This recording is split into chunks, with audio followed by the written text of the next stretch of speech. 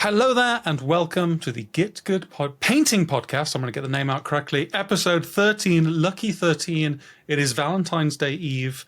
Actually, we're going to publish this on Valentine's Day, so it's Valentine's Day.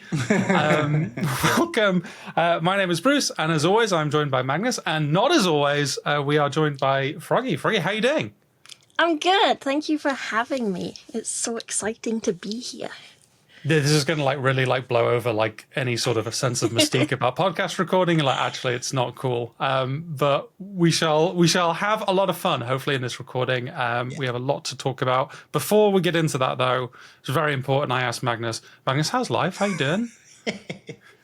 Almost shaking my throat ache now. We did a recording yesterday, and it was not great. And then I had some tuition calls, and it was worse. And then I had tuition at night, and it was horrible. But today it's almost gone. No fevers, no snottinesses, no headaches, no nothing. The baby slept in the living room with me on the floor. She was happy. She didn't even cry during handover. I mean, it couldn't be much better, huh? I mean, I generally prefer not sleeping on the floor. I mean, it's better. It's better to sleep on the floor than not sleep at all, I think so. Fair. Yeah. Froggy, do you sleep on the floor? Sometimes. I threw my back out when I was 14, so every so often it just dies and I can't walk, and the only thing that fixes it is just sleeping flat on the floor. Wow, I have a friend who I need a hard mattress. I'm like, no, after years of rugby, I need to be gently coddled. Yeah. And I woke up this morning and I was like, I'm dying, which is not necessarily, I guess that's always true, but specifically because my chest really hurt. I'm like, am I having a heart attack? Not again. I know. There's always that point of I'm old enough now where I could just die one day. That's fine. I don't have the immortality of youth anymore. But then I remembered, no, I went to the gym yesterday. This is just because you're kind of meant to be sore after. Okay, we are all. Yeah, that's. Yeah. I mean, look, we're all kind of on the verge, maybe near death. But enough of that. We're going to get into it. We're going to start with competition chat. So the competition scene is rich and rife and wonderful. And Froggy, you've decided to get into it. You're like, I want to launch a competition, which is the Golden Frogger. Tell us about it. Tell us everything. So, yeah, everyone has their own competition. I've honestly wanted my own, for years. So I feel like as much as I'm jumping on the bandwagon of everyone having a competition this year, I'm the hipster. I've been having this idea for years, okay? I'm not jumping on the bandwagon. I really enjoyed Golden Demon, and I love competition painting. But one of the things I get a lot in my chat, and I see in other people's chats, is, I'm not good enough to enter into Golden Demon. I'm not ready. I don't think I'm good enough. All these things. And I think it's really sad. So, and then last year I went to Nova, and it kind of bolstered this because they have 3 levels of entry for the Nova Open. So they have Apprentice, Journeyman, and Masters. And I was like, yep, this has kind of solidified what I want to do. So I've got 2 entry levels, which is tabletop and display. It's slightly more easy to understand, I feel, from a miniature painter perspective rather than Apprentice, Journeyman, Masters, because that's more of a traditional artist terms of things. So yeah, I've got a whole bunch of categories of what I think Golden Demon should be more like. Because this is all essentially the first Golden Demon I went to, I was like, I'm going to make this better. What was Spiel your first, or was it? Had you been my first was the first one after COVID in Warhammer World. Oh, so Manchester GD. Yeah. No, before that one. Oh Jesus! It was in Nottingham. It was. I wasn't even in the hobby then, so whatever you want to say. It was 3 years ago. Okay. Yeah. I'd been in the hobby for like maybe 5 months, and then someone was like, oh, there's a competition at Warhammer World, why don't you go to it? And I was like, okay. And then I just went, and I was like, I'm gonna win it. I didn't win it, obviously. I can't remember who won that year, I'm not sure, but yeah, it was really fun. It was great seeing everything. Oh, it was that ogre with the water in the circle with the Hydra thing. Yeah, the Clayton one. Yeah, that thing's nuts. Yeah. Yeah. No beating that one. So you went and you're like, this is good, but I can do better. Yeah. Because, like, I understand, like, single mini, large mini, squad. I feel like those are important. And, like, in an open competition, I feel like you don't really need, like, epic scale and, like, those sort of things. So kind of cut those. And then for the diorama and jewel one, I do like that they did condense those together. I feel like I'm the only person who liked that this year. Yeah. No, I liked it too. Okay, that's good. Because to me, like, diorama is the only one. Like, you can obviously tell stories with a single mini on a base and whatever, but because you have to keep the base, like, a relatively good size to the mini on the single mini and like the large mini, it's really difficult to be able to tell a story about that character on that base. So the fourth category that I've named it story mode, and you don't even need minis on it. Essentially build a base, make it really pretty, and be able to tell a story on it. And it gets judged by if we can read the story, how like good it looks and that sort of stuff. Yeah. And the other categories, their bases essentially don't get judged. So hopefully there won't be AI backdrops and things, because like we're not gonna judge the basing anyway. So like, you know, purely stick it on a black circle, you know, just the mini. Damn. Because I mean, like, as a mini painting competition, it should just be the mini. This is hot. This is hot takes now. Yeah, I've always since the first Golden Demon I went to, I did a diorama. And yeah, I did a diorama. I should have made the base a bit nicer. I essentially did it on a sheet of cardboard that I'd cut into like a pond sort of shape, you know, that like cartoon pond shape. Mm. And it had like raw cardboard edges and everything. And like, I didn't. They won't like that. They didn't like it. But like, I feel like it added character, and it made sense to have that extra little like roughness, because it was an outdoors scene. Because I didn't know at the time how the judging worked and like what they judged on and that sort of thing. So I sort of came at it. Like it's all opaque.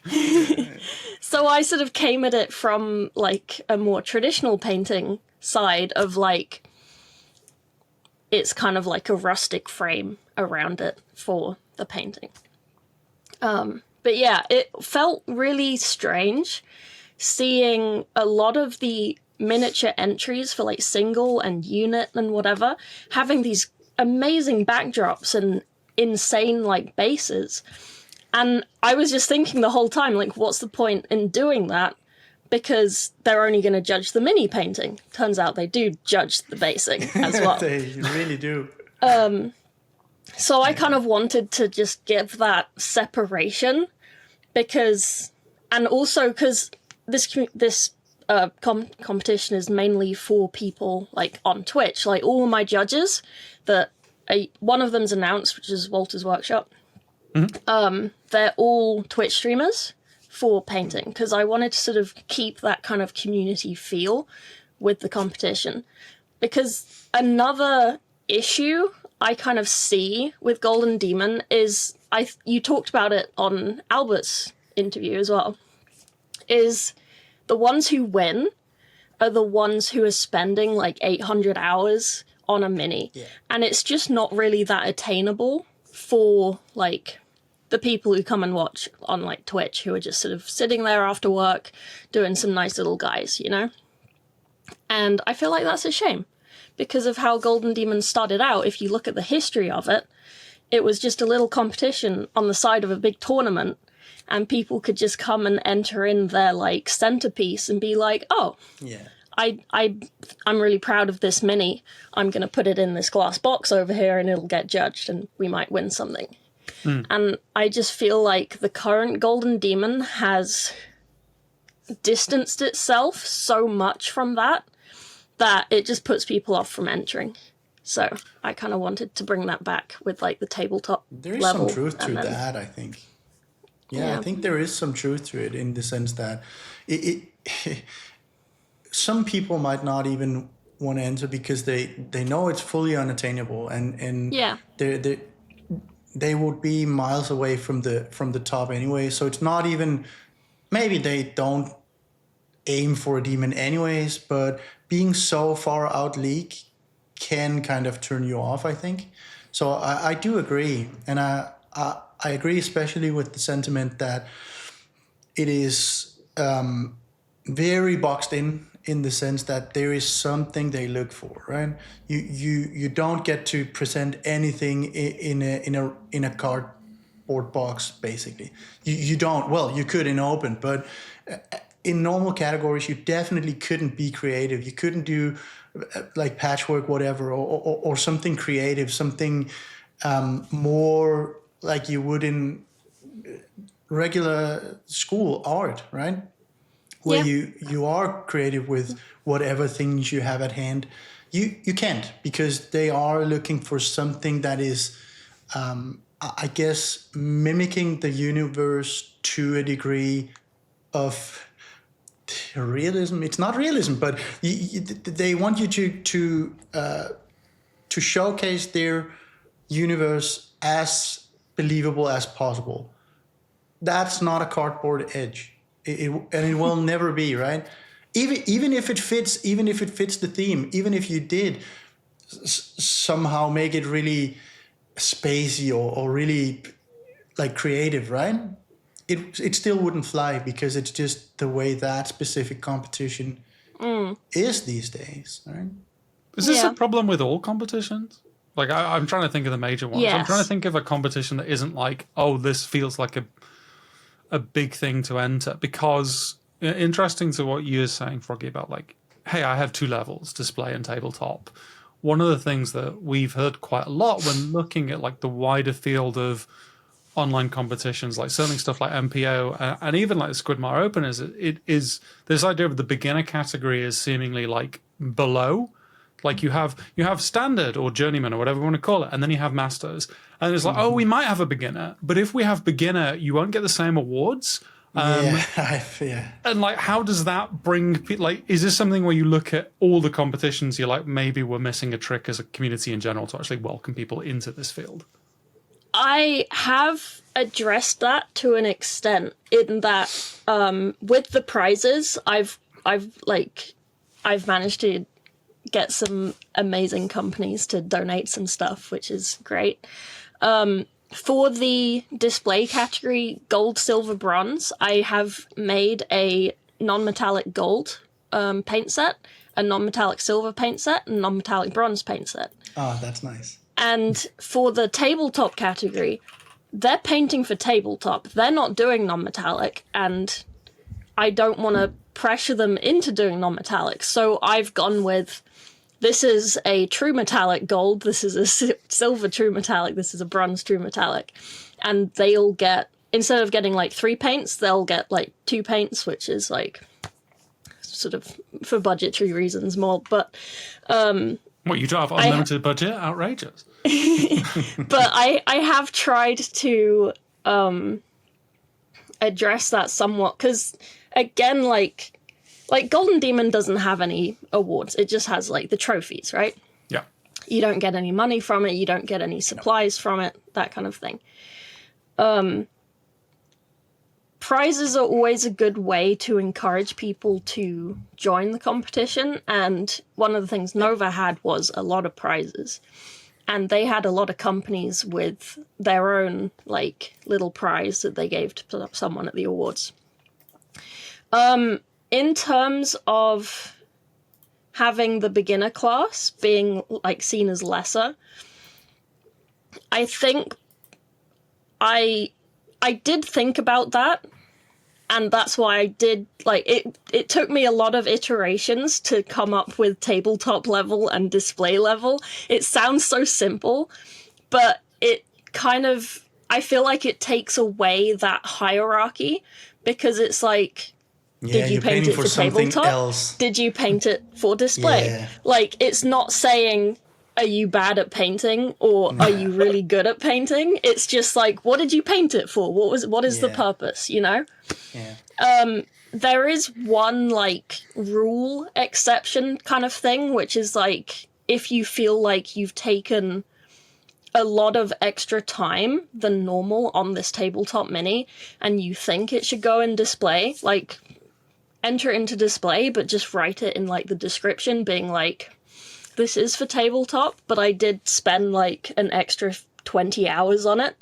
So I've put it here, and then we can like decide when we want to move it or whatever. It is such a tricky, like, it's a really vexing problem. It's one that I'm kind of engaged to solve to an extent. Like, it's not strictly like one-to-one, but we obviously run the monthly challenges, of which it's like, okay, here's the theme, everyone votes on the theme, everyone's painting in that month. And it's very much a definitive like step of there is no like entry categorization. It's just, here's everything that's entered. And more time is spent, you know, if you take the last video, for example, we spent 50 minutes talking about everything that was submitted. And then the kind of closing 5 minutes is, oh, and here's the stuff that was awarded trophy. But it's a very conscious decision to be like, all the time is spent talking about the things we love about everything that was submitted. Because I think I would probably speak for all of us on this call that you can look at any mini anywhere and take something from it. Yes. And that's not, you know, that's not related to an award. That's not related to whether something is bronze, silver, or gold. That's just the joy of art, the joy of creativity. But then there is always that crunchy bit at the end of like, hey, there's trophies, which is why now it's like, oh, you can submit something and just say, don't judge it, which is also fine. Like, we just want to see cool minis. And I think once people start getting kind of that warm hug, if I get my words out, of community, that begins to change, like being around like fellow people. It's really interesting to me, obviously, like you are positioning this on Twitch, where it's like, hey, this is going to always maybe have a home there in that community. And the Twitch mini painting community is one I know very little about, but I'm quite engaged to learn more. Like, it seems to be growing quite quickly as well. Is that something that you're finding? Yeah. So I started streaming because an ex had Warhammer and he wanted me to paint his Warhammer, and then I never got around to painting it, but he like got me a ton of stuff and I started that way. I find a lot of people coming in now who are new for like stream and whatever are like, oh, we really like the Henry Cavill thing or the Space Marine 2 game. Or even like Rogue Trader. That's more of a rare one because I feel like that game is more niche, even though it is like a huge game. Yeah, and especially like Helldivers, surprisingly, as well, because that's very Warhammer-esque. Yeah, quasi-fascist, shooty people in the totalitarian government, yeah. Yeah, because you're essentially shooting Tyranids and you're essentially shooting, Necrons or whatever. Yeah, and we've just got the Eldar or Tau or whoever you want to pretend to be the squids as well. So yeah, you get a lot of people from games, and in that sense, it's really interesting to see where people come from. And when I was younger, I always wanted to be an art teacher. I didn't do art at uni. I did like science of some sort. Those are quite different. Yeah. Well, that's the story of why I did science, but yeah. So yeah, I wanted to be like an art teacher. I wanted to do art and that kind of thing. And with having all these like new people coming into stream and teaching the painting classes I taught at both TwitchCons last year, it's been really fun for me because I love like helping people improve what they're doing.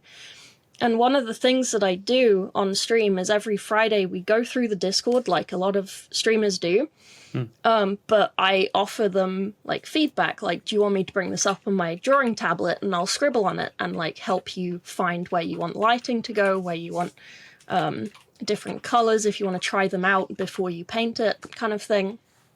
And I do think that's very helpful for people.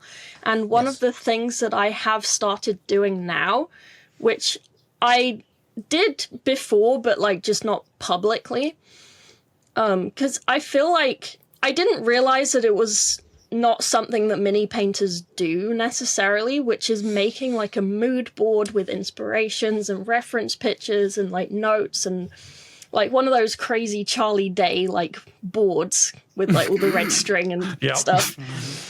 I didn't realize that that wasn't a thing that mini painters generally do, because a lot of them haven't done art since they were like 15 or 13, whenever they stopped doing art at school.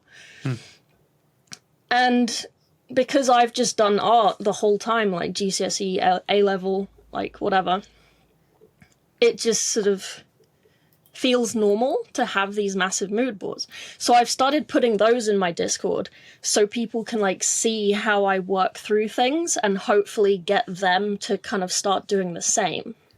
Because I think that's a really good like help. Yeah, this idea of like demystifying the process, because there's almost this sense of like, well, everyone has a process, and what process you have is kind of like opaque. And then I kind of like the idea of, hey, this is the mini I worked on. Here's how I got there, which isn't just how I physically put paint on the model, because I don't know whether it's the same for you guys, but like a lot of it for me is just like, once I'm at the point where paint's being put on, most of the work is done. It's just a case of executing. But like the ideas, the color selection, all of that is actually where most of the thinking goes. Yeah, absolutely. It's also like I do the tutorial videos as well, and people, can I do a segue into the tutorial videos? Yeah, what I would say is don't say, can I do a segue, and just do the natural segue. Sorry. No segues on the GitGud podcast. So one of the things I see, like, I don't particularly watch a lot of painting tutorials, but I get sent them sometimes of like, I've watched this tutorial, I don't understand how they got from this to this. Because this is no hate to people, other people who like make tutorials and whatever and have like Patreons and stuff. Like, do what you gotta do, you know? Like, I already feel attacked. Keep going. Okay. Well, I'm the one making the video. Yes. People who make tutorials and the end product is like a Slayer sword winning mini. And it's like, this is an entry to edge highlighting tutorial or something. And then the end product is just this amazing, like, award-winning Space Marine. And they skip bits in the video. Like, if you're just watching it, you don't necessarily notice. But if you are a painter and you know what those steps are already, you know when they've skipped bits. And it's because they want you to go to the Patreon and get the PDF and then fill in those gaps with the PDF. And I think that's a bit scammy, because it's like, do you really want to help people learn and stuff? Like, you know? So with my tutorials, I feel like they always look very scuffed. Like, the end result always has like a bit of scuff to it. It's never like my non-metallic. It's not a perfect non-metallic. There are bits that I couldn't blend properly, and that sort of thing. But it looks attainable, and that's one of the things my community has like responded really well to. Of like, oh, you did an edge highlighting video. It was a bit messy in these spots, and it's like, good. They can like see the errors that I've done. This is good for them, because now they're learning like what some of these errors could look like, kind of thing. And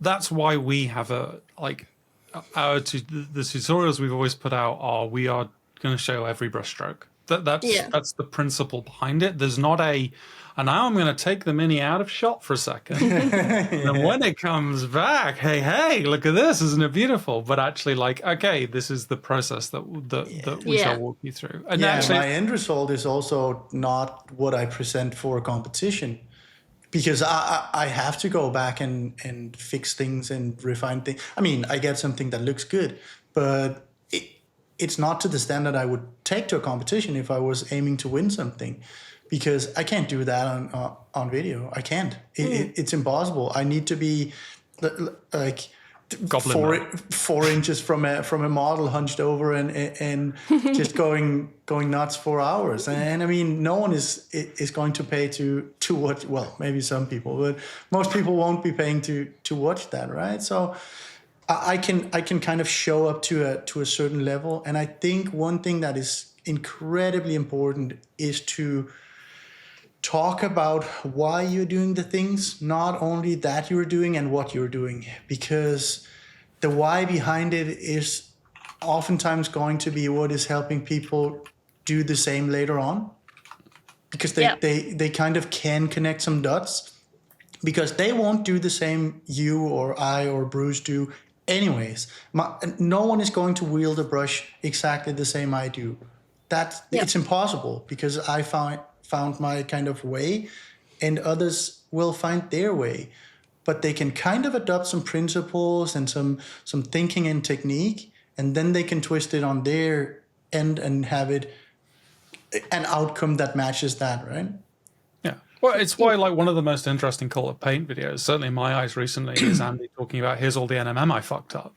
Yeah. Which is like, there is this perception of like, wait, you make mistakes? Oh yeah, I painted this wrong loads of times, and here's like how I feel about it. And actually, people tend to resonate more. So I guess that's what you're finding across the board with your community.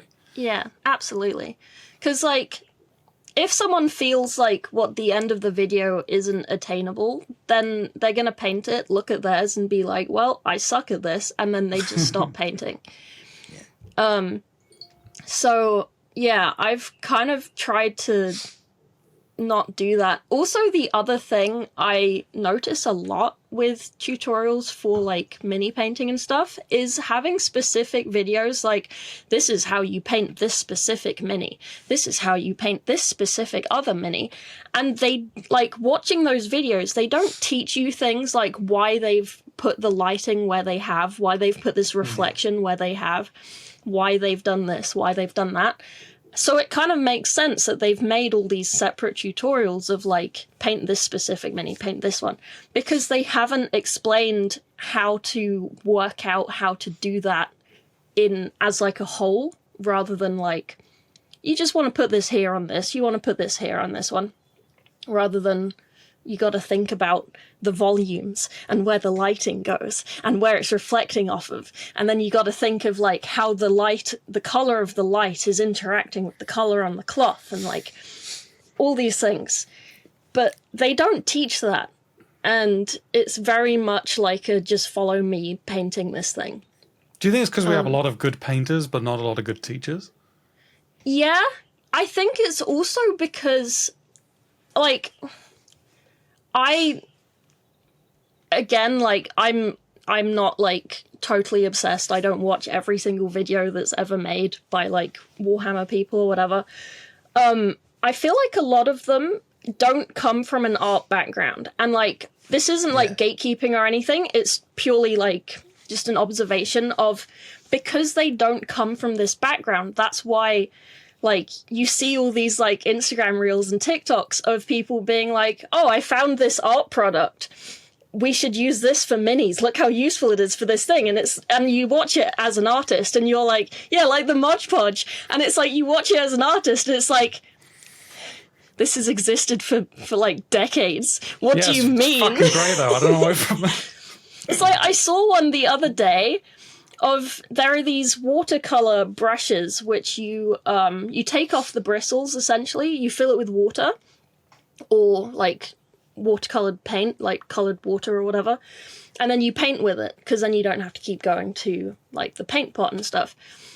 And I saw a reel the other day that was like, oh my god, look at these pens. You can just get these, fill them with shade or contrast, and just paint with it forever and you don't dry out. And it's like, man, these were invented in like the 60s for kids' paintings. Like, what do you mean you've never heard of these before? Like, what? And I mean, look, Green Stuff World have just started releasing those pens but empty. So look, they're onto something. Yeah. And it's just like, oh my god. It's like that guy who got so much hate on whatever platform it was for making a Kickstarter for that sponge holder thing. And it's like, it was something that was already existed and artists already used, just not necessarily in the mini community.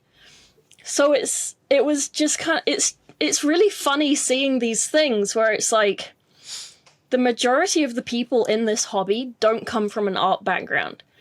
No. And the majority of people don't understand a lot of like the theory behind lighting, like color and like composition, that kind of thing. So I've almost stopped doing painting tutorials, just to do theory tutorials at the moment, because that's what I'm being asked to do. Because in all of my tutorials I've done so far, like non-metallic, I do go into lighting and like why I've done this. And then people in the comments were like, okay, but can you do an actual lighting video? Because we don't understand. So then I did a whole other video where I drew like cubes and spheres and like pyramids. I did it all on my drawing tablet. Like, it's completely theory, of like, this is how these lights interact with these volumes. I know you've done a volumes video as well. I haven't seen it. I keep meaning to watch it. But it's okay, I'll take it personally. But yeah, there's a very defined reason why all our Getting Started series are all theory. There's no minis. Yeah, absolutely. I wonder if some of this stems from the fact that people probably not really being too interested in the beginning with the art side, because what the main goal is actually to get color on a model that you put on a field, because you're going to slam it into other models, right? So the entryway is kind of from the opposite direction, right? So you have something in the middle that is painting it and maybe making it look good. And then on one side you have the bare models that can actually play still. And on the other side, you have the more artistic expression of the color and lighting and whatnot. So I wonder if it's because most people in the hobby in general are actually coming or inspired or catering to that segment, where it's not that it isn't important, because most people looking at a model that is really nicely painted or really creative are wowed, but it might not be their main goal, or at least it wasn't the thing they aimed for when they began, because I would guess that most top painters started finding out they were good painters because they painted on a model for gaming, and I'm pretty good at this. If I keep at it, maybe I could get really good. And they did, right? So instead of kind of like, because we see some people popping up and blown away by what they can do, and it turns out, well, yeah, they were an artist on 2D medium or sculpting or whatever for 10, 20 years. Of course they can do some insane stuff after maybe 2-3 years on models, because they know all the things. They skipped all the things that the rest of us kind of had to grind through, because they were taught it or self-taught, right? I made a bit of it was not like a prank thing, but like I've noticed a lot of artists doing that where they don't necessarily tell the people watching that they have all this 2D art experience, and then they're like, oh, first time doing freehand, and then they do this like immaculate thing, and it's like, yeah, because they did art before this, like, and then everyone in the comments is like, oh my god, this is their first time, they're so good, what the hell, this must be like some inborn like genetic stuff, and it's like, no, they've just been an artist for years, they just haven't told you, they've just told you about the mini painting bit. So I did a Sister of Silence cape, and I titled all of my streams for it like first time doing freehand. And it's like and it was like, it wasn't the easiest freehand to do, like it was a little skull, it was the Horus Heresy era Sister of Silence logo on this little cape. And it took me like maybe 2 streams, like I chat a lot on my streams, so it's probably like maybe 3 hours of work. And people were coming in being like, oh my god, this is amazing. Is this really your first time doing like freehand? And I'm like, yeah, on a mini. Full stop done. And like, it was just kind of to poke fun at those artists who do that, because it's just kind of, it just feels kind of disingenuous, and it's like, it's not really your first time doing this, it's just your first time using a mini as a canvas. Like when I was at school, one of the when I did GCSE art, one of the things I got super obsessed with was miniature painting, but not like 3D miniatures, but like, you know, the Victorian like little brooches, and they used to paint like whole landscapes and like whole portraits in this like thumbnail of a space. I specialized in that when I was like 16 or something. So like freehanding is something I have a lot of practice in because of that. And but like, if you look at my Instagram, if you look at like anything related to like my Twitch name, you don't find any of that, because I haven't got any of it posted, because that was before Instagram was a thing. So it's like, if I say that's my first time freehanding, there's nothing to say that it's not. Which is what a lot of these artists do. Because they want to have this like big reveal of like, oh, my first time freehanding. And it's just kind of like, is it though? Yeah, you know? That's also the Reddit effect. Like, it's my first mini. Yeah. Is it?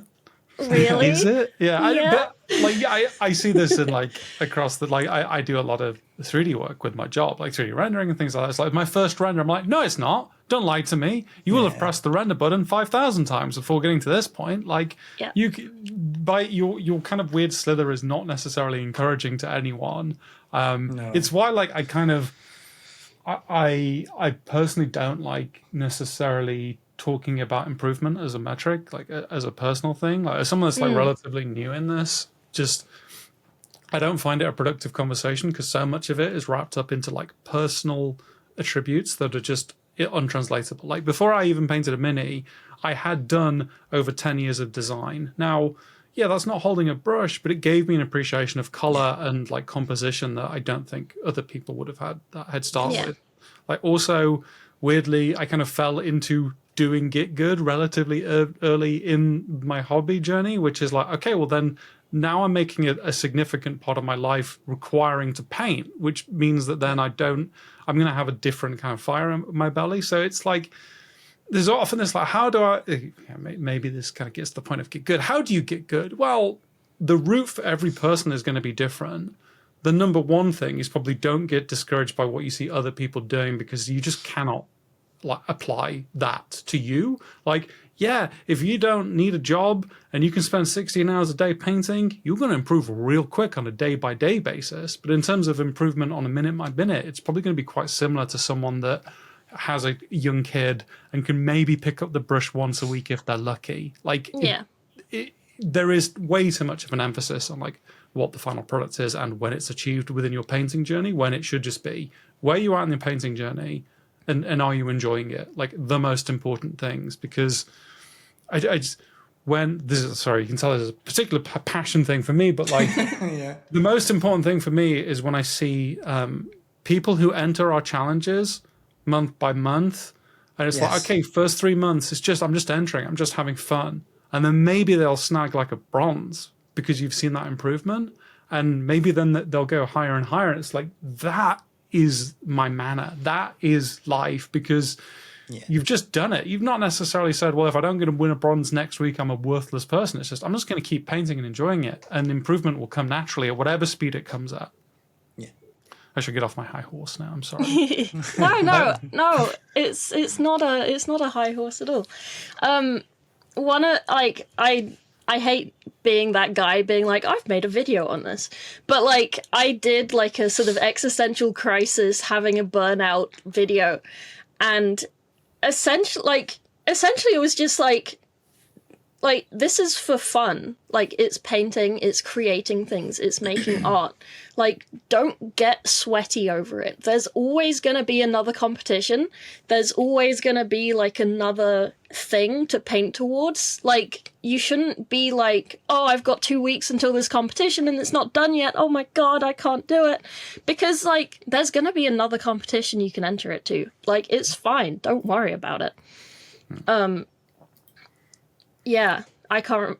My brain has died, and I can't remember the rest. That's fine, because we're now well deep in the segue. So I wanted to bring us back. Like, most importantly, if I'm one of these people listening to this, I'm like, hey, Golden Frogger sounds fun. How the hell do I go about entering? You got to tell people that, otherwise it will get lost. So I have a website, FroggyPHD.com, and on the top of one of the little menu things on the top is Golden Frogger. It has all of the guidelines, FAQ, judging things, and then there's a Google form at the bottom. You have until June 1st to enter, and once you have to like log in with your Google account for like the Google form and whatever.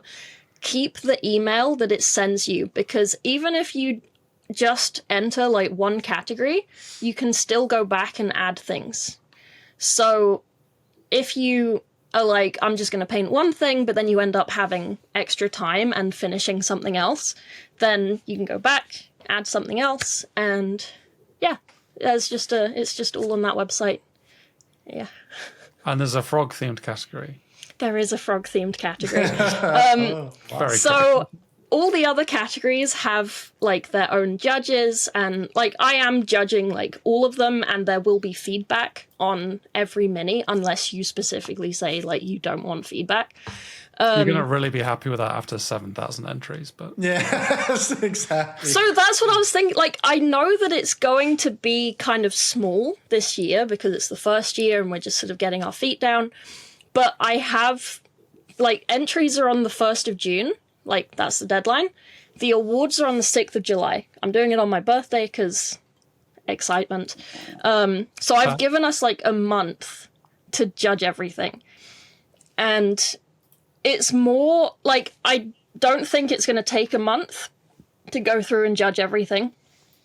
But some of the judges have like jobs and stuff and like families and stuff. So I wanted to like add some extra like buffer. And also, if like the competition gets super big over the next like couple years, then we have that like tradition of having a month of judging. So yeah, I'm kind of happy with that, and I think it'll be fine. But, yeah. Fair. So if this sounds fun to you, then why wouldn't it? I mean, a frog is a category. That's all I need to know. That's what I'll be entering. Get yourself to froggyphd.com and then click on Golden Frogger at the top. It's very easy to find. It's a nice website. I just realized I completely missed the point of what I was going to make. Yeah, the frog category, only I'm judging it. And it's basically just take my colors, like pink and green, maybe a bit of blue, or my dark mode frog, which is like white with white hair and little red like tattoos everywhere, and just do a mini themed on me because I'm very obnoxious and full of myself. That's it. This is the main category. That's allowed. Damn. Yeah. Right. Competition chat done. This is my segue. I'm going to call it out. So this goes hand in hand with competition chat, which is something, Magnus, you kind of highlighted. Like, there are projects, and there are projects, and there are projects. Yeah. And this is fresh on the mind for you because it's something you've been talking a lot in the tuition you've been doing. It's probably fresh on the mind for me because I found that mouse strain an absolute slog and kind of eventually got it done. So hit me with it. What are you, how, because you've just finished a project as well, which is kind of interesting to me. So go on, what are you thinking? Tell me all about it. Yeah, it's something that came up because so tuition can take many forms, and sometimes it's more of, I guess, validation and inspiration than it is fixing a specific problem. Sometimes it is, but there are other times where a lot of it is focused more around how do I stay in this? It came to light and to mind that it's actually something I didn't know I dreaded it, but it's something that I kind of subconsciously dread a bit. Every time I get out of a project that I really liked, the odds are the next one is one that I'm not liking that much. And it's hard to put into words why it's happening or what is even going on. I think the closest I personally came was that you come from a high. So you had something where it was really fun, and it can be different things. Maybe you really enjoyed the colors, or you enjoyed the process or the final product, or all the things. But something about that project really clicked and you really liked it. And now you're coming from this high and you need to, get into the next thing. And there is obviously a natural reset in the sense that, the next one is probably unpainted, right? Which means... Yeah, if you pick up a model that's painted, I'm going to have several questions. Yeah, I mean, sometimes I pick up a model that is mostly painted, but it's just to say that more often than not, there will be kind of a hard reset. Maybe you haven't even prepped and assembled yet. Maybe it is all from scratch. And that means coming from that high, you go to kind of a low, and you need to build into, hopefully another high. But it can be really hard to kind of reach the same. Like you're hunting for the same kind of feeling, and no two projects are the same, right? They just aren't. Never ever. It can be that they are both great, but they won't be the same. And sometimes that means one project, because you liked it so much, you really wish you could have maybe I wish I could have done more on this, just kept on going. Well, at some point you're done, right? But I wish I could have stayed in this, and you can't, right? So, maybe you can, but I can't at least. So now you're kind of battling that, and it is true for me too. Like, more often than not, when I have had a really nice project, the next one probably won't reach the same level of satisfaction or excitement. It can be that it does, but odds are it won't. Yeah. Is this something you find, Froggy, in like your work?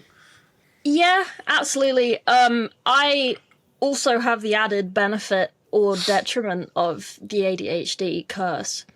So Magnus doesn't know anything about that. No, I get very hyper focused onto projects, and then it's like, oh my god, this is the best thing ever. I want to just do this one project. But then eventually you get a point where it's like, I need to stop sub-assemble painting. I need to just glue it together, because the dopamine is not dopamining anymore, and I just need some. And if it's not in a stage where I'm comfortable gluing it together, because I won't be able to paint some of the bits anymore, it's like, okay, I'm just gonna get my sketchbook out and I'm just gonna do some really bad doodles for a couple of days, or I'm just gonna switch medium for a week or two and just do something else until it's like, oh, I could paint that again. Because yeah, I find that once the dopamine has gone from a project, it is really hard to get it back. It's not it's not burnout as such, just a lack of this doesn't trigger the dopamine in my brain anymore. I need to like do something else that isn't this until the need to do this comes back.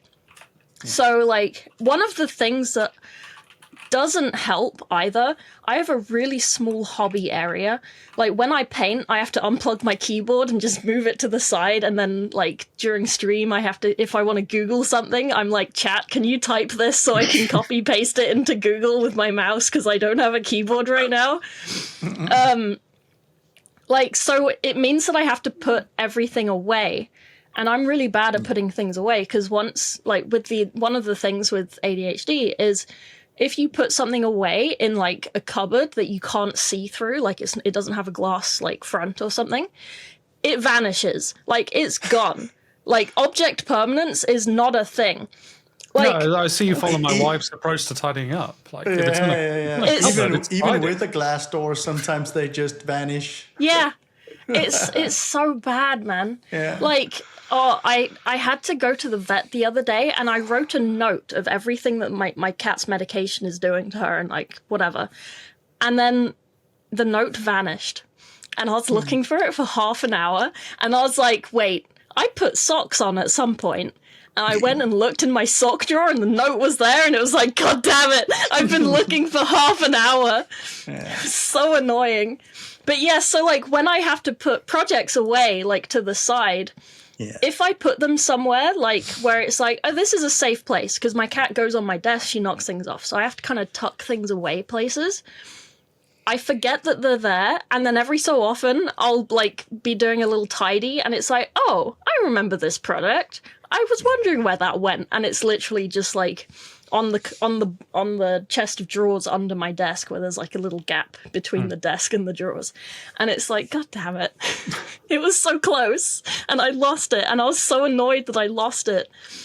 And eventually like I'll go back to it, but like yeah, the dopamine to finish it is just not there anymore. So it's just, but I can see it now. So it's like, okay, well, now it's back on the list. I know where it is. At least you can deal with it, huh? I almost didn't finish Bastion. Huh? That's nuts to me. Yeah, I almost didn't because it went into the cabinet and I did not feel like taking it out. The cabinet of purgatory that you just It's true. It's so next to true. Angron and the blood. And the bloodthirster. Yeah. So I guess it's interesting, like coming at it from a different perspective as someone that does not have ADHD, who, you know, king of executive function here, because I have to have executive function for everyone else in my house. Like even the dog, I'm pretty sure at this point is like some level of ADHD. One of the things I've started trying to do is asking myself why I'm struggling, and you know, almost like rubber duck it. And sometimes you can do that, sometimes you can't. So with the mouse strain, I fundamentally knew what the problem was, but I was almost lying to myself until someone pointed it out, which is like the problem with when you treat everything as a competition level paint job is the moment that things go a little bit off the rails, there is no more like, certainly for me, there's no more, oh, well, I can just do this and it'll be good enough. It's then like, this isn't as good as it can be, ergo I failed. And there was kind of like a lucky bit with the mouse strain where I could kind of yank it back on, and all the stuff that kind of annoyed me stopped annoying me.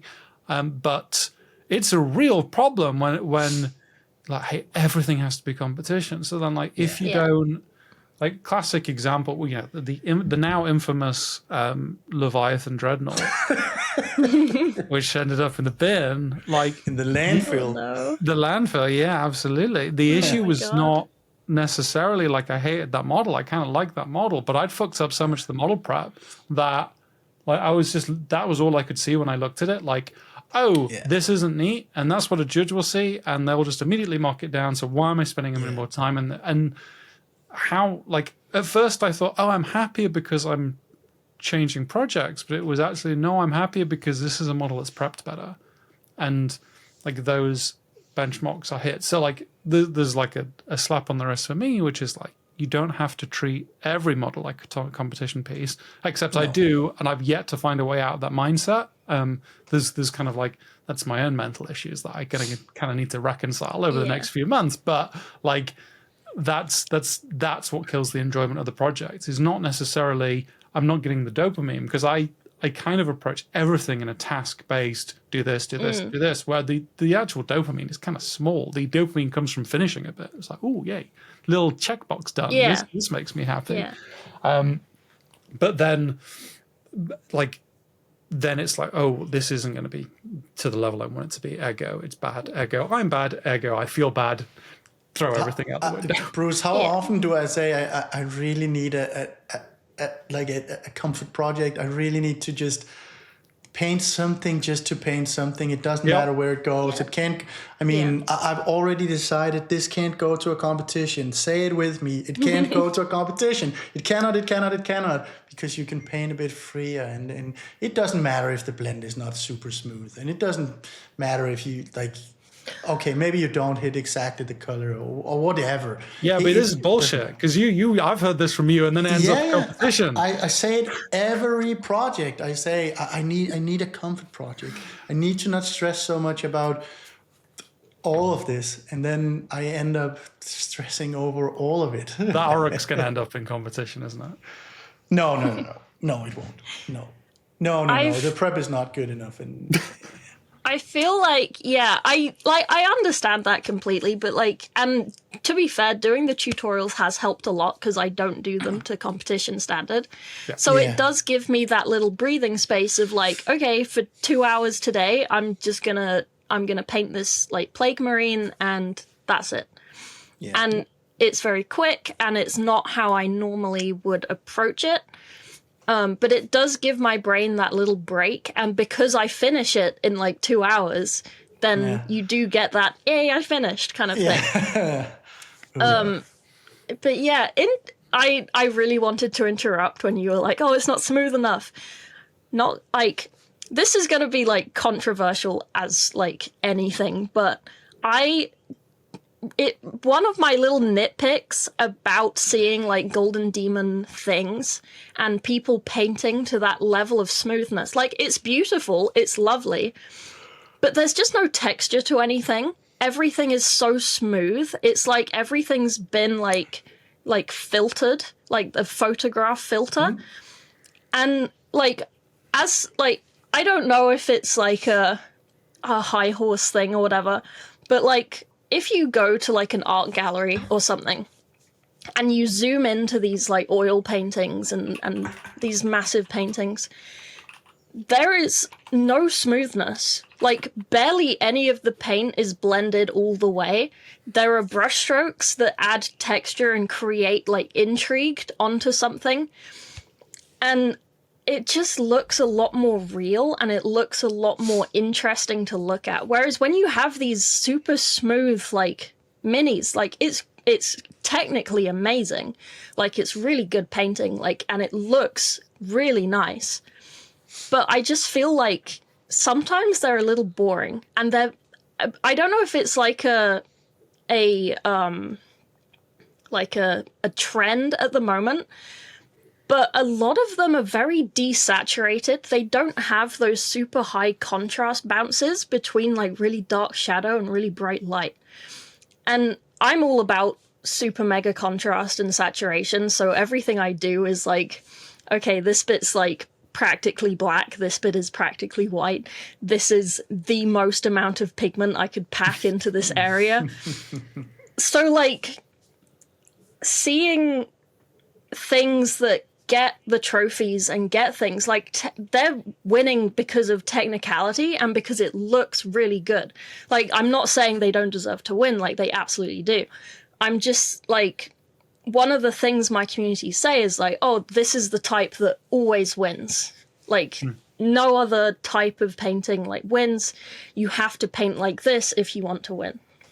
I think so. I would like to push back on it, because I think that is more of a statement from someone being less enlightened, because in the sense that what is competition painting? Because if you actually look the past, let's say 5 golden demons, and take all the winners, it would be really hard to say, well, this is the thing that wins. Yeah. Because they are really different. Yes, they are technically really good painted. But the variation in models is one thing. The variation in saturation is one thing. The variation in dynamics is one thing. Basing is one. There's so much going on that I think what they are saying is the technically better paint job is the one that always wins, which is true. But it's really hard to point and say, yeah, you have to paint this way to win. I don't think you can actually. I mean, it would be really hard. A lot of people do. You can say it, but it would be wrong. Yeah, no, absolutely. Like, I don't agree with it. Like, it's also coming from a how you paint perspective and where you are on your journey. Because, like, if you've only just started painting and you're, like, doing base coats with some dry brushing and stuff, you're going to see those, like, top painters, and you're not going to have the knowledge to be able to distinguish the things that make them different, and you just think they all kind of look the same. They look very similar. Yeah. So that's where they're coming from, and I completely understand it. I had a very cheeky little chat with some people at a certain competition, and I asked them about this, and they basically said, like, you can win with any technique. Like, if you are super brushstrokey and every brushstroke is part of the composition, we're gonna check if every brushstroke over the entire model is consistent. Like, it doesn't matter if it's blended or not. It just has to be consistent over the whole mini. So you could win with edge highlighting, but it's going to be a lot harder because you're going to have insanely straight, clean lines, consistent everywhere. So edge highlights don't necessarily win a lot because it's insanely difficult to be that consistent over, like, an entire dreadnought or something. Yeah, I think it's true. I think it's about being deliberate and consistent. I honestly think so. And when I say, for example, this is not smooth enough, well, for the area that I need it to be smooth, let's say you want to contrast smooth skin to a textured fur cloak. Yeah, you definitely need the smooth skin to be smooth because that's the whole point of it. It needs to be deliberate, right? So it is a matter of I don't paint that smooth, and I definitely incorporate texture almost as much as possible because I think it brings more life. But the best way to show that you've put deliberate texture is to put something really smooth besides it. Next to it. Yeah, like, it's, absolutely. But yeah, because I tend to paint my minis. I've been told I feel like I don't, but I've been told I paint my minis like I paint canvases. I kind of overload the paint a bit, and there is a little bit of texture on my minis. Sure. And one of the things I was told in my super mega illegal feedback that I got was... I can't believe you had illegal feedback.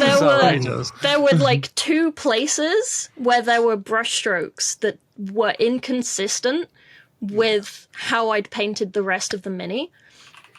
And if I had, like, fixed those literally 2 places that they could point at on my mini, and, like, once they pointed them out, I was like, okay, yeah, no, I see it. Like, there's a slightly less, like, blending than I did over the rest of it. Like, it's kind of obvious now. You've pointed it out. If I had done those things, I would have gotten something, but I'm not going to say what because I don't want to get people. No. Well, we don't even know what competition it's for. Well, this illegal feedback. Absolutely. This hypothetical competition that existed. Yeah. So it's, and, like, I don't paint in the same way that, like, the like the people at the top paint. And like, I wasn't gonna get a trophy or anything, like, not that good. But like, I felt that my style was kind of, it's not super unique, but I felt that it kind of felt unique in the case next to other things. And I feel like if I had won something, then it would be easier for me to then go to people and be like, yeah, you don't have to paint this super smooth way. You don't have to do this. You can paint more like it's like an oil painting or whatever, with these like sharp, like brush strokes and things. Like, you don't have to do this. If your personal style in painting, or if you have trouble wet blending, or you don't want to glaze because it takes 15 million hours to do a shoulder plate. I hate glazing. It takes so goddamn long. Yeah. Then you can use another style to paint in. Like, there are millions of personal styles of painting. Like, you don't have to just copy this one style to make it look good. Like, there are so many ways to make painting look good. It's all, like, down to you.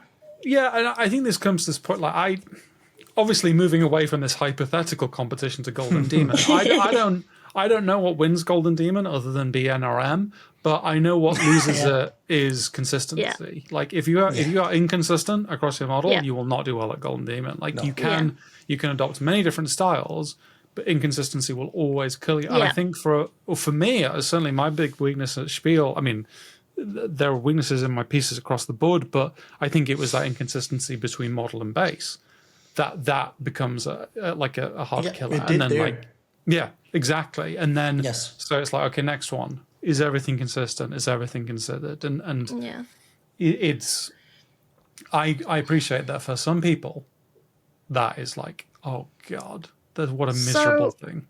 Yeah. With like, this is why I wanted to split the basing from the miniatures in like my competition, because from what I've heard in Golden Demon, the base is judged, and the base is judged on how it plays with the mini. So if you just do like a marble base or something, they're not gonna like take off as many points to if you do a base that is trying to tell a story with the mini, but it doesn't quite work. No. Even though it's a more impressive base and it looks nicer, they're gonna mark the simple plain marble one because it's not trying to tell a story, it's just a base. So if you do a base, you either have to keep it super simple and not tell anything with it, and it's just like a picture frame around the picture, or you go full like story mode and it's like, this is why he's here, this is how he's interacting with the environment, like. And I find that really hard, like I said, with the single minis, because you only have like this like 2 centimeter circle or square to do it on. So I think that the hard part is to figure out what is a fitting base. I mean, does this model command a big base or a small base? Does it like, what environment would be good for it? And not hitting the mark means that you are marked down. Yeah. It doesn't matter how much effort or anything. Yeah, go on. Like, I have one little nitpick from a previous video you did. Sure. When you were talking to Richard Gray, and he said he doesn't like it, I think, when people like copy artworks to create their mini. Yeah. And one of my minis that I'm doing at the moment is based on a Warhammer artwork of an Eldar guy, and I haven't decided if I'm going to, but the plan is to paint like not a copy, but like an inspired copy, essentially, of what is behind the guy that I'm making in 3D form as the backdrop to that. And like, I don't see it as copying, because you're still creating something. Like, I think he said that like it's not creative doing that. Like, copying an artwork that's already made. You're not creating anything. And it's like, you're still like making the base, you're still painting the model, you're still painting the backdrop.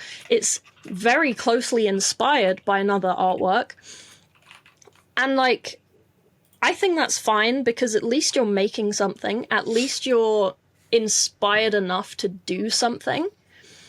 Because a lot of learning to paint is copying things. Like, when you learn to draw, a lot of the time you start out tracing things, and then you go into like having a picture next to you and then copying that over. And then eventually you learn enough about anatomy and that sort of thing to draw your own thing without having like a specific reference you're copying. So like, I just wanted to like just disagree with what he was saying. I think I wrote it in the comments. And you can. I mean, first off, he's not going to be the judge. We don't think so, at least. So you can paint whatever you like, and you can put it into whatever competition you would like. And it's not about, I can have my like preferences and biases, what I think is good and what I don't think is good. But that shouldn't really influence anyone else, right? Yeah. And like, especially because Golden Demon is one of the judging things is the law, to check that it's like in with the law. Yes. So you have very little creative freedom in Golden Demon anyway. Yeah, so I feel like you're copying colors anyways from models, right? Yeah, you're essentially just copying box art half the time. And so I feel like if you do want to be like, I don't want to do the box art, but I like kind of have to, but I want to make it more interesting. And Warhammer has all of this beautiful art that they've had done for like White Dwarfs and like whatever. Like, they have all these massive prints. And it's like, they're just like random battles that aren't in any books. They aren't in like anything. It's just this artist wanted to paint this Eldar guy with an avatar of Cain and like Magnus and whatever. There's no like written down lore of this battle ever happening, but it's there. So why can't I use it for Golden Demon? Why can't I take that as the box art that I'm copying instead of the actual box art? Yeah. So the answer is you can. Yeah. I understand his... I understand from, like, if it's an open competition where there's no law restrictions, that, maybe you shouldn't just, like, go for box art. Maybe you should push yourself and be like, oh, I'm going to do this instead, because I've always wanted to do, like, a bright pink, like, Space Marine or something. I'm going to do that because it's not in the law, it's not like valid to do for Golden Demon, but I can do it for this. Well, so I'm gonna not to start internet beef. Please do. I think this is why the context of the conversation is critical, because it's coming at it from in the case of Richard in that particular interview, it's, hey Richard, tell us about your experience and your approach to winning Golden Demons, which is not like, hey Richard, tell me about how you want to get people into painting, which is like the amount of people that have got into it by essentially copying his tutorials and finding their own style. I consider myself like among them. So that's me too. That's only where I'd come at it. Yeah, completely. Like it is not that copying is bad. I mean, I'm one of those people that subscribes to, no such thing as an original thought kind of thing. But it's in the context of, hey, Rich, what's your style for Golden Demon? Which is generally, he's the person that people imitate more often than he's imitating others. Yeah. Time. Mindful of time. we are way over. Sorry, I start talking and I just don't stop talking. I'm really sorry. I was like, let's start a thought and see where it goes. No, this is good. And I think actually the conversation has been really fruitful. But we have to hit on a closing piece, which is, what are you painting and what are you learning? So I'm gonna start with you, Magnus, and then we're gonna go to you, Froggy. So Magnus, hit me. What are you painting and what are you learning? I just finished that Ogren, and I'd say fairly happy with it, in the sense that it was a really nice project for me. I enjoyed everything about it. It's something where Sure, it could probably be pushed more if you really wanted to. Some projects you kind of I get to a point where I can't improve on this. No matter what I do from here, I'm not improving anything. Maybe that's not quite the case here, but it's definitely a project I'm proud of, and that I'm kind of like, I'm over it and I'm done it. I have put the energy I wanted and could. So I'm really happy with that. And I'm quite happy that I got to pick a comfort project now. That was one that I had actually discarded. So I got to pick that up once more and do the Mega Boss and try and get some. I'm not saying I'll finish it, but at least I got it more painted and found some more excitement on a piece that was put in the void and very much.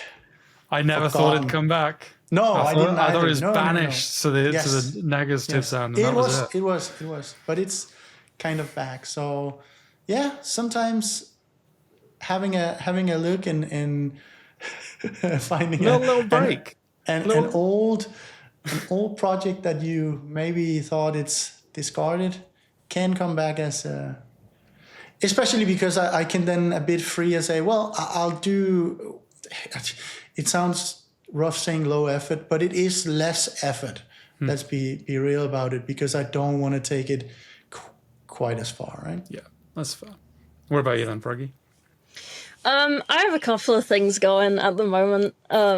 Obviously the Dark Mech stuff came out, and I'm a Dark Mech girly at heart, so obviously I have all of it, and I wanted to do a diorama of some of those little spider guys coming and I sort like of those spider guys. finding a Emperor class Titan that I found an epic scale of that someone's printing me a single leg from.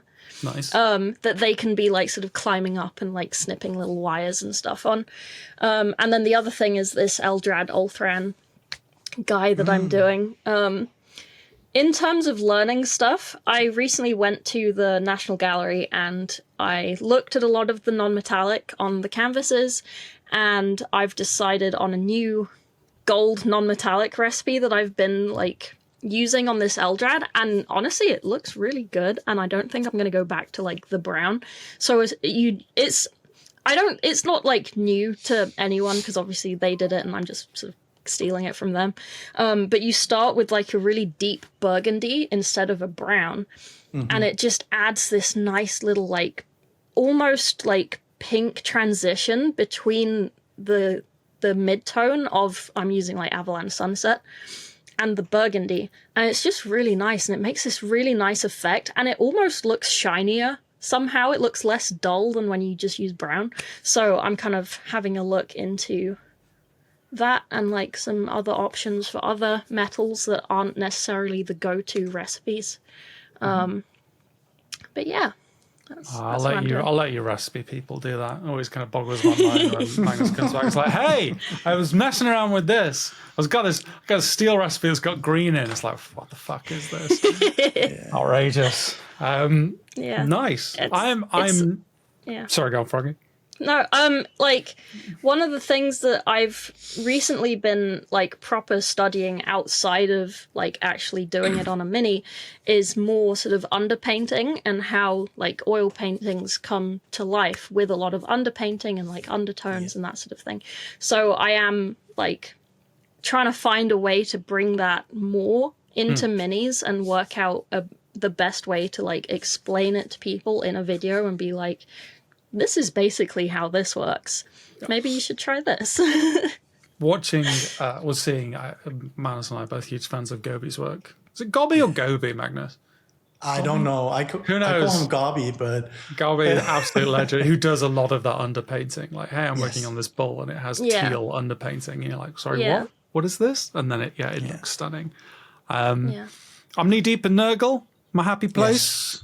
Maelstrom's done. Nurgle is back. Do you use eyelashes? I should. Use fake eyelashes. To what? For Bruce's self, or to put like, on me? Coming out, like, if you get some fake eyelashes, just cut off like a couple of like little ones and just stick them in like the crevices between armor, like they're sort of growing out, and like you can use them for bases as well. nasty. Like you can get these caviar beads for like no, nail art and stuff. Yeah. This is, You did on the Make mouse some train, little- right? I did it on the mouse train, and I'm doing it on my Nurgle. I got my go. pearlescent beads here, Yeah. which they go well with maggots. This is Yeah. what I'm learning. If you put some of the little eyelashes next to a sort of pus-colored, varnished bead, it will make you gag when you look at it. It's like horrendous. Get yourself some fake eyelashes. You will How do you enjoy know I them. don't already have the fake eyelashes? This is what I mean. I've already got my nail art supplies. It's possible. Yeah. Hey, good tip at the end. I keep thinking to like make a little like April 1st video of like things to steal from your girlfriend's makeup cupboard to help you with mini painting. Absolutely. You should. And in terms of learning and fuck ups, like this is new mode Bruce, where we're getting outside. We're just trying shit. We're doing it in the competition mindset, but like just stealing little bits here and there. So with the mouse train, it was like the soap-esque beads, and then doing little poster artwork, which Scott tends to do on our Scott Fraser on Instagram. But then I was like, hey, I can just do this in Illustrator and I can print it here and it works. And hey, this is fun. And then with this piece, it's been trying more like freehand on armor and just having fun with it. So it's been a lot of like, hey, I'm out of my comfort zone, and like the constant rejoinder, which I always hear Magnus's voice in my head, which is more contrast. So I've been trying to push that, which is it's just fun. And then TMMs, like competition level TMMs, which is also a lot of fun, very just as involved as NMM from my perspective. And trying to learn from people like Knight and others in terms of like what good like high level TMM looks like. It's really fascinating. So I'm in a good place. Hobby Zone is good. We'll see how I feel at the end of Adepticon, but right now, Hobby Zone is good. Are you going to Adepticon? Yes. Yeah. Do you want to come bouldering? Sure. I don't necessarily see how those two are linked, but Location. Every event I go to, I try and put together like a little group of us to like go bouldering, and it's always great fun. Okay. Right, we're signed up for that, Magnus, just so you know. Right, that's time. We are nearly at 90 minutes. We have gone long. So I guess number one, thank you, Froggy, for coming on and sharing the good word of the Golden Frogger. I know obviously you have froggyphd.com. You are Froggy PHD on YouTube. You are Froggy PHD on Twitch. Have I missed anything? Instagram? It's the same everywhere. Yeah, Froggy Instagram, PHD. There we are. Blue Sky, like everywhere. It's just the same. Yeah. So go follow, go check out the competition. We have we're publishing the Auric tutorial today, aren't we, Magnus? That'll be Friday. Yes. So that'll be up live, and then we have some more interviews coming up in the road to Golden Demon with some of the winning artists of the past. So exciting things afoot. But until next time, keep painting, paint something beautiful. That was the rejoinder I forgot to say at the end of the font interview. So just keep painting beautiful things. And until next time, goodbye. Bye-bye.